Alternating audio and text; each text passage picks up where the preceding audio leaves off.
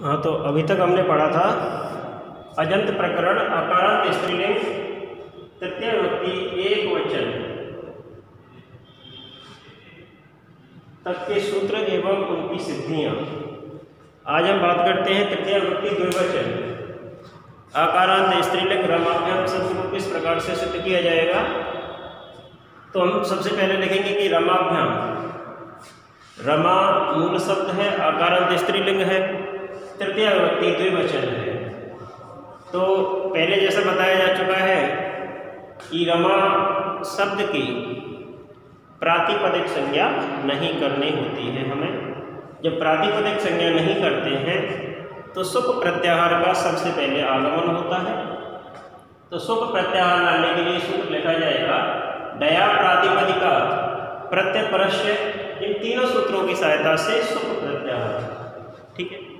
रमा मूल शब्द है, रमा प्लस धान, स्वजस अमोर्सस सुप है तथा द्वयेकयो द्विवचन एक वचन सूत्र से क्या होगा, तृतीय विभक्ति द्विवचन का भ्याम प्रत्यय आदेश हो जाएगा।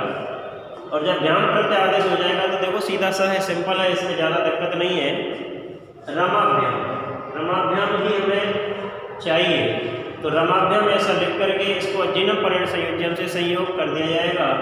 और संयोग होने के पश्चात हमें एक बात लिखना है कि रमाभ्याम जो ये अंतिम हलंत होता है, अंतिम हलवर्ण होता है, इस अंतिम हलवर्ण की हलंत्यम सूत्र से इत संज्ञा होती है। और संस्कृत व्याकरण में जिन वर्णों की इत संज्ञा होती है उनका तस्य लोप से लोप होता है। लेकिन यदि हम इसका लोप कर देंगे तो हमारा जो शब्द है वो सिद्ध नहीं हो पाएगा। इसलिए इसका जो नकारात्मक निषेधात्मक सूत्र है न विभक्तौ तुष्मः, तो न विभक्तौ तुष्मः सूत्र अंतिम हलंत वर्ण का क्या करता है, इत संज्ञा होने से रोकता है, इत संज्ञा होने का निषेध करता है। तो हम लिख देंगे कि हलंत्यम सूत्र से अंतिम हल मकार की इत संज्ञा होती है, किंतु न विभक्तौ तुष्मः सूत्र से निषेध होकर यही स्थिति रहेगी। और जब स्थिति यही रहेगी, स्थिति यही रहेगी तब हमें क्या लिखना है भाई, स्थिति जब यही रहेगी तो हम क्या करेंगे, स्थिति यही रहेगी तो हमारा शब्द सिद्ध हो गया। तो हम लिख देंगे रमाभ्याम इति सिद्ध, ठीक है। तो इस प्रकार हमने देखा कि तृतीय विभक्ति द्विवचन को सिद्ध किया जाएगा। ठीक इसी प्रकार से चतुर्थी विभक्ति द्विवचन और पंचमी विभक्ति द्विवचन के रूप भी सिद्ध हो जाएंगे। तृतीय विभक्ति बहुवचन को भी आप क्या करोगे, सिद्ध करके देखोगे और समस्या होगी तो जानकारी प्राप्त करोगे। अब हम चलते हैं आगे चतुर्थी विभक्ति एक वचन के लिए।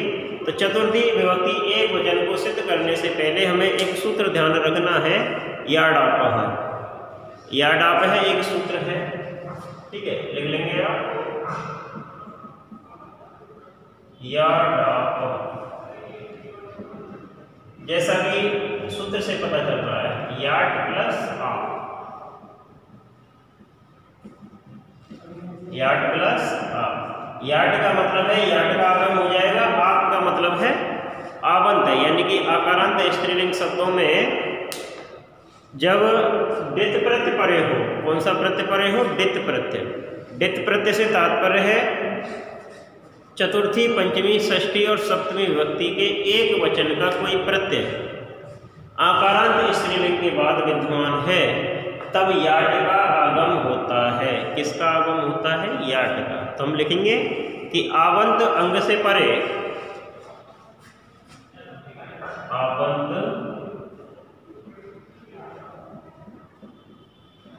अंग से परे डित वचनों को आवंत अंग से परे डित वचनों को याट का आगम हो जाता है।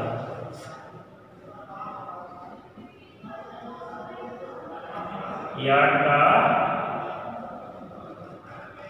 आगम होता है, ठीक है, ये इसका अर्थ है।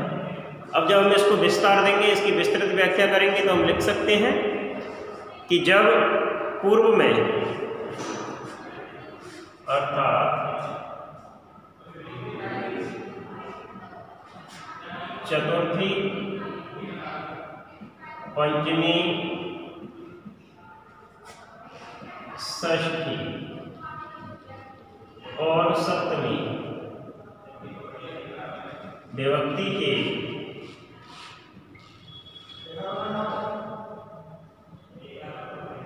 एक वचन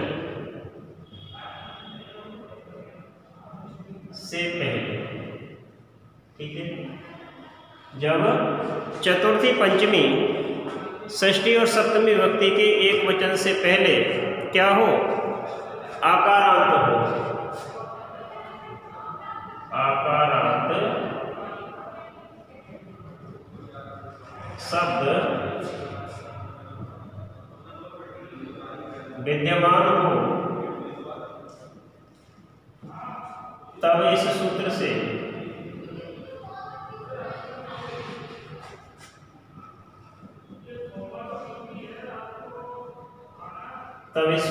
याट का आगम हो जाता है।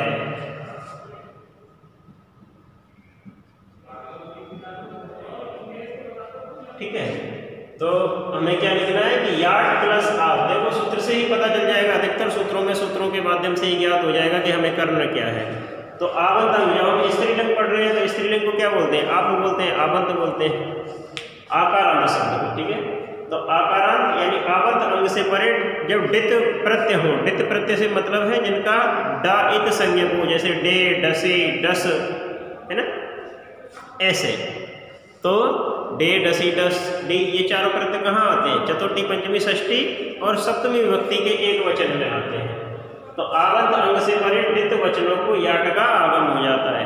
अर्थात जब चतुर्थी, पंचमी, षष्ठी और सप्तमी विभक्ति एक वचन के प्रत्यय से पहले, प्रत्यय तो शब्द के बाद जुड़ेंगे, तो एक वचन के प्रत्यय से पहले आकारांत शब्द विद्यमान हो, तब इस सूत्र से याट का आगम हो जाता है। किसका आगम हो जाता है, याट का आगम हो जाता है। जैसे मैं लिखूं रमा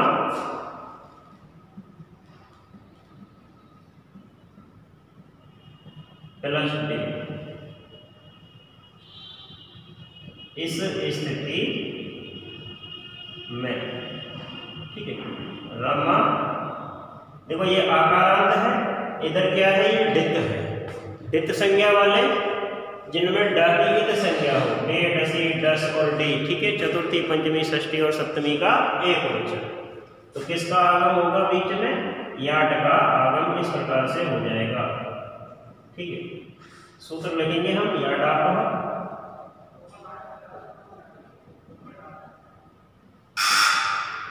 सूत्र से याट का आगम हो जाता है। ठीक है, जब याट का आगम होगा तो इसमें जो टकार है, इसमें जो क्या है, अंतिम टकार है, उसकी क्या हो जाएगी, इत संज्ञा हो जाएगी, और इत संज्ञा होने से क्या हो जाएगा, इसका लोप हो जाएगा। ठीक है, इसमें टकार इत संज्ञा में है, यह शेष रहेगा।